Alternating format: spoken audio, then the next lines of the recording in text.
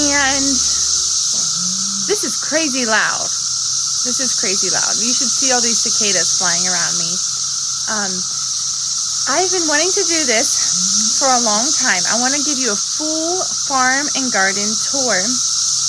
And it's going to take a little while. This might be a long video or a two-part video, just to see what our farm looks like and to share any garden tips for things that you can start, or why we would be growing wheat on a grain-free diet, and all sorts of fun, exciting things to look at. So I'm going to start back here. This I've already showed you guys.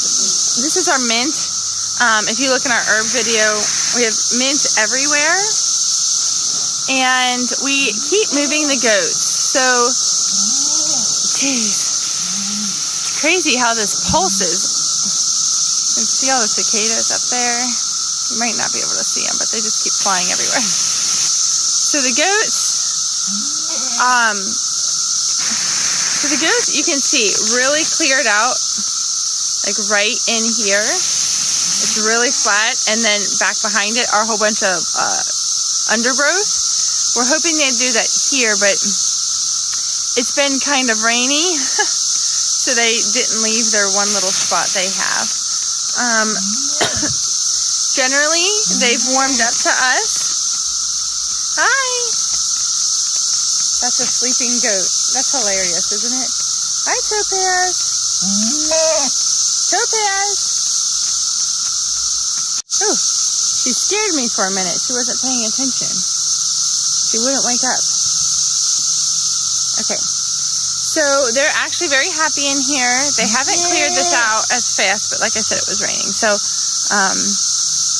that's the benefit of these fences. You can move them around wherever you need to. Okay, so out on the front patio, we have lemon plants and lime plants. Here's a few. I have 4 in total.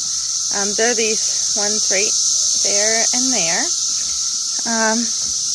This one actually had a flower on it, that I just knocked off. I don't really know if that's going to bear fruit or not. Okay, so bear with me with all this noise in the background. It's just crazy how high-pitched it is. So we are going to go down to our first gardens we ever built. They didn't start as raised beds because we didn't want to front the money, but they turned into raised beds. If I did it again, I don't know if I would do raised beds. Over here you can see our greenhouse. It's got a few like kale and lettuce. I'm not trying to intensively plant a greenhouse. I've heard stuff like tomatoes would do really good in there because they don't get overhead watering, but I just don't have interest in that.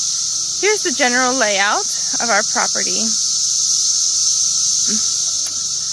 So that area on the left is going to be for meat chickens.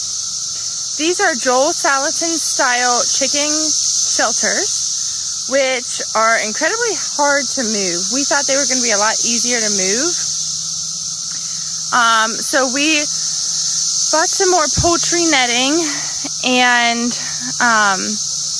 are going to make a little hole, remove one of the sides, and allow the chickens to go in and out of them.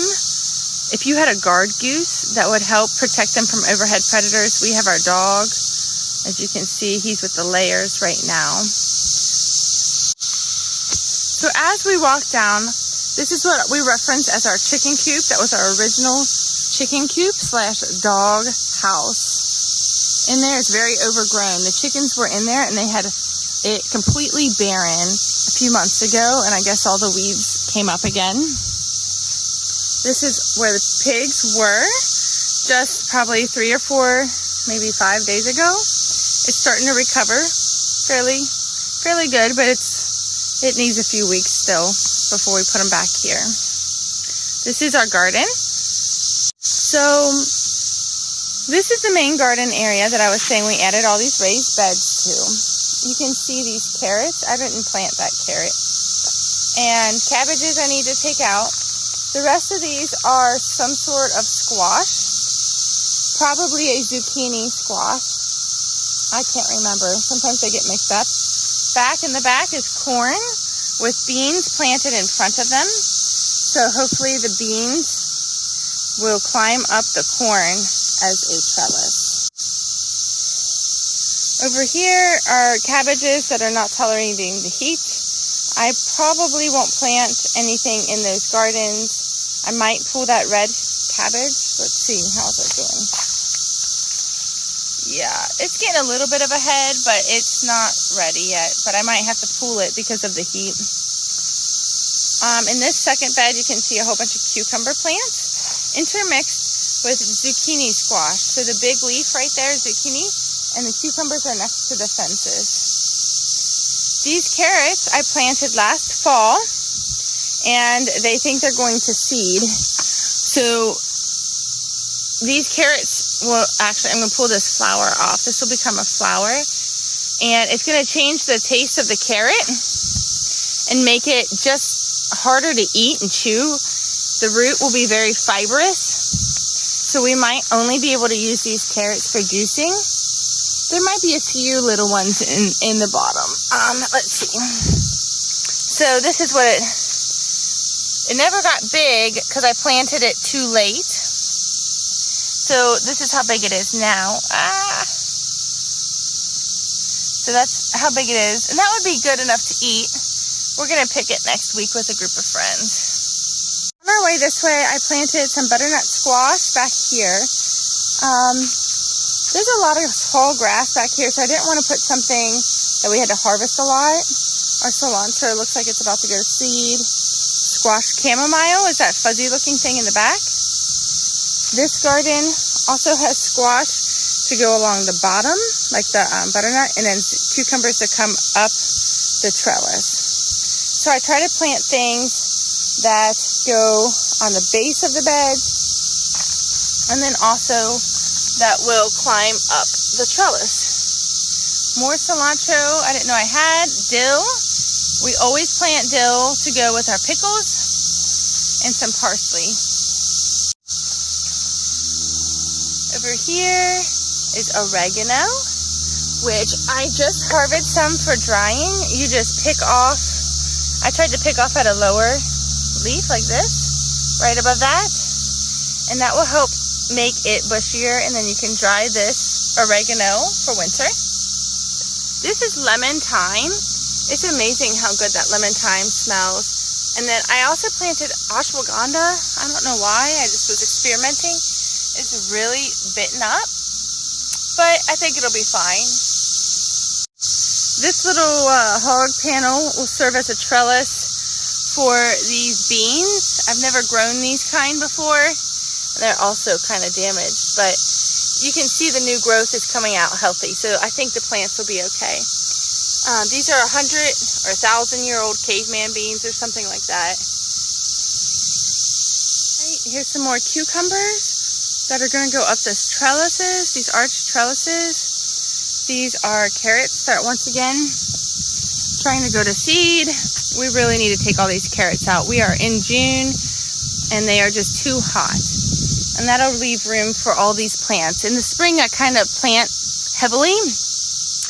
This is a potato, knowing that I'm going to be taking a lot of the other plants out. So you can see all the potatoes kind of interspersed in these carrots. And also a tiny little cucumber that's not growing well because it's not getting a lot of light. So once we get these carrots out, it'll make more light for that little cucumber.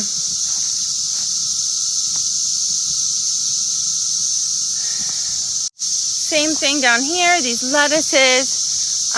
This one especially looks like it's getting ready to, it's just getting too hot. Lettuce, this is a heat tolerant variety of lettuce. It's like Paris Island, or this is my row of tomatoes. I need to actually, soon I'm going to be tying these to the back fence. You can see. Goes all the way down. We even got some tomato flowers, the little yellow ones. Right here. So we'll probably be getting fruit in about 2 weeks. Overgrown kale, saving for seeds. I just planted some onions. Oh, I skipped a bed. Okay, so these are onions we're waiting on to harvest, and beets. I also planted sweet potato slips in this bed, and I will show you how I got those sweet potatoes.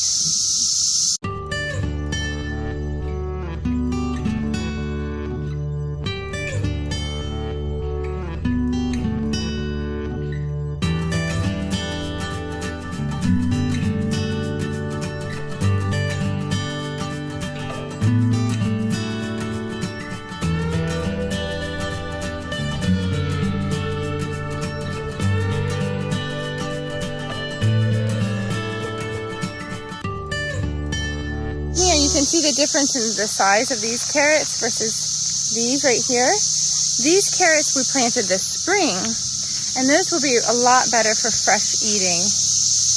And down there are the purple carrots. We separated it with a little bit of mulch. And I'll probably leave a few purple carrots to go to seed so we can have some. One carrot really makes a ton of seeds, but I don't know if carrots need cross-pollination, so I'll probably leave 2 carrots. Our garlic is getting beat up by chickens and dogs, but I'm just going to leave it be and hope that it kind of finishes off its life cycle. You can see here,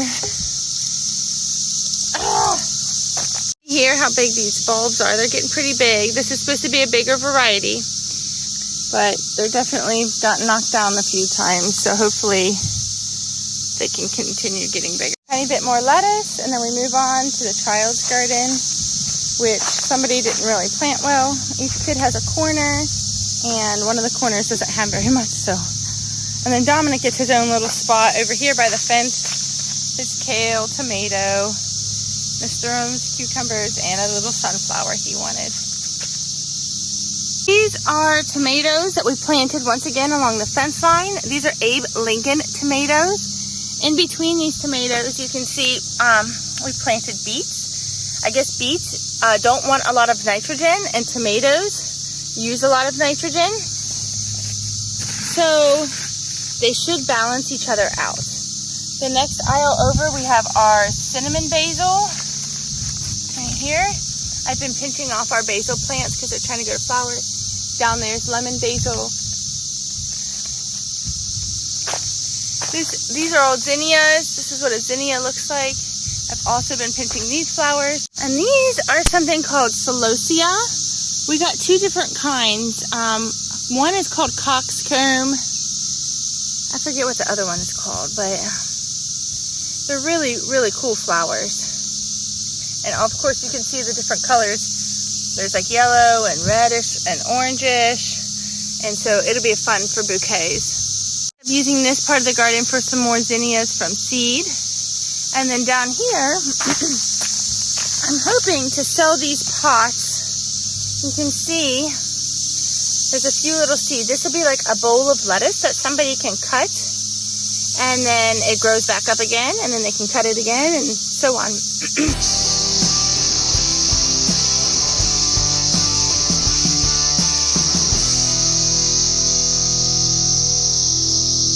So over here we have our layer pen. We end up using one of the movable tractors and adding a nest box on it, which works okay. We'd rather have, there's like egg mobiles you can find online, but this is good for now. And then an extra shelter we built. And Louis seems to be managing okay. These trees, actually, it's significantly cooler under the trees, and we keep trying to brush him out, and he's doing all right in here. And the chickens are all taking refuge as well. On this side, we have some more cucumbers. They are also setting up flowers now in the beginning of June. And these are zucchini squash with a watermelon on the end. In my grow stock, I have a whole bunch of yard long beans. So I'm excited for those to hang down beautifully. And down here, you can see our little friend. Hi. How How are you? I can't tell who they are when they're covered in mud. Yeah, you like this?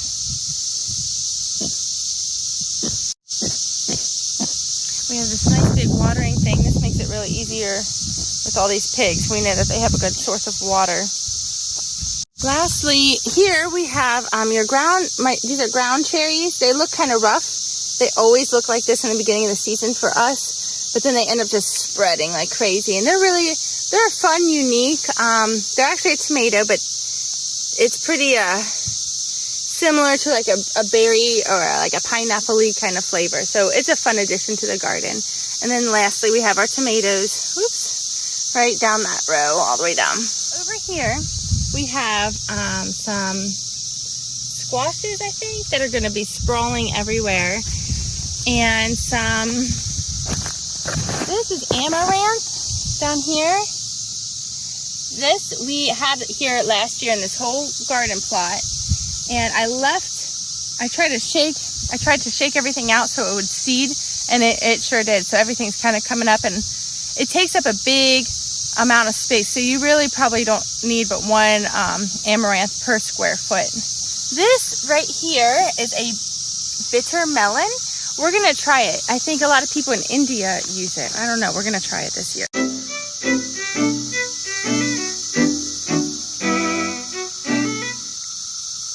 In the middle of the orchard, I have a whole bunch of pumpkins planted with boxes around to keep the weeds out. The soil is actually really moist. If you dig down in this, it's really moist. Earlier I was digging and there was worms everywhere. So we try to put like grass clippings and pine needles on it to keep it moist. But hopefully these plants sprawl all over the boxes. And these are right next to our strawberry patch, which I just recently weeded. So you always see boxes in my garden because they are just easier for me to work with and haul around for mulching. This plant behind me is called yarrow, and it's in the herb book that I shared on our herb video.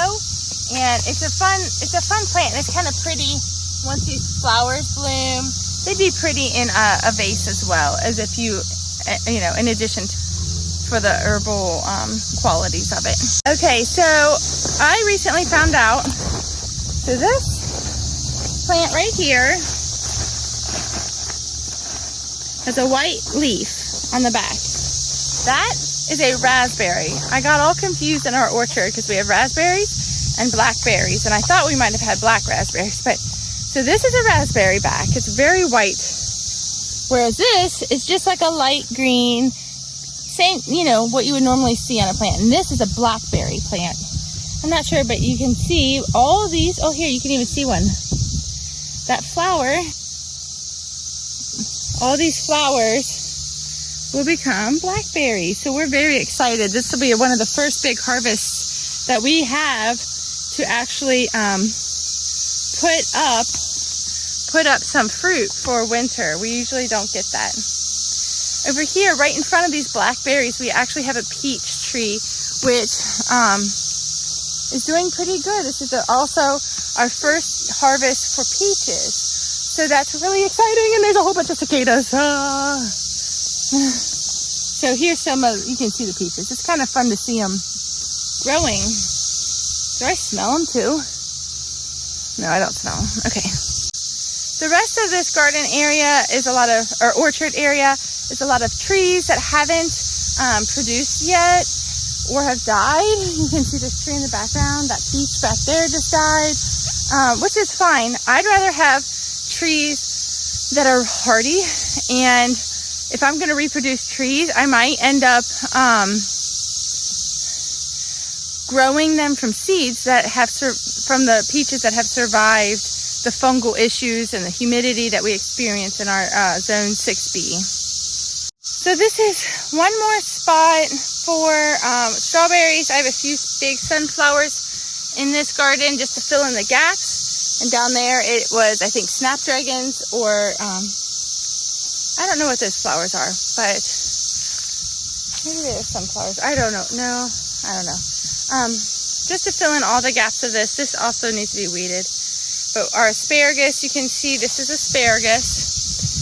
It's growing big, which will help the roots to make bigger asparagus for next. You can see.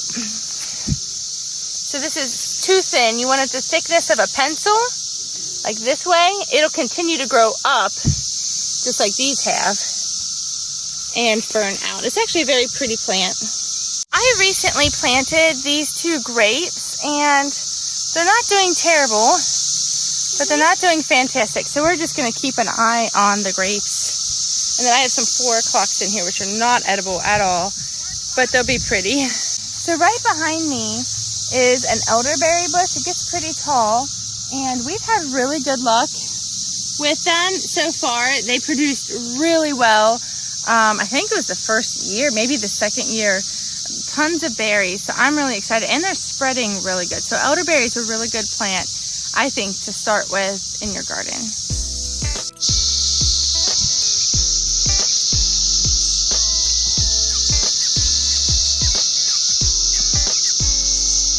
Okay, so that's about it that I can show you today for our gardens. We have probably maybe an acre or less fenced in, and our gardens are in probably 40% of that. Of course, the orchard is probably 30% of it, and then the other parts are for the animals. But you really can do a lot if you're intensive or rotational with your animals and intensive with your garden. You can really plant a lot and grow a lot of food, whether it's meat or vegetable, in a relatively small space. Heidi's like hanging out in the creek water here. Are you cooling off, baby? You hot today? Huh?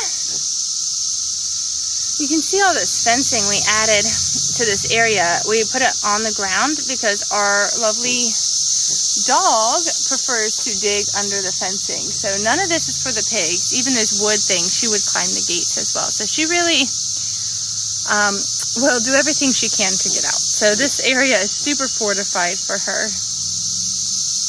What do you think, Heidi? Huh? What do you think? You're supposed to be eating those weeds for us. Did you forget to do that?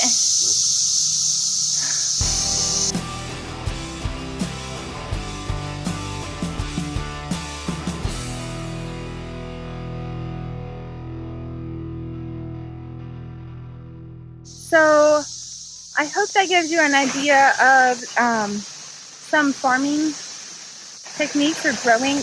I'm going to get hit by these cicadas. Ugh. They wouldn't be bad if they weren't so scratchy. They keep scratching me. Some ideas for companion planting and rotating animals, and how to make your space flexible. We are hoping to sell some chickens this fall, and Mike and I might be starting a farm. We're going to test it out and see how things go. I don't want to commit to too much for me yet, so it has to be simple enough that either he or the kids, and if I'm feeling well, I can manage it. But I want to focus on the GAPS diet and focus on my healing, which I will post soon in another video. I'm sorry it's been so long since my last video. It's just between healing and trying to make sure I'm doing the things I need to do, including resting and preparing food and getting the garden in order. I haven't had time. So with that, I hope you guys can find some sort of inspiration in this, and always remember, you're the best.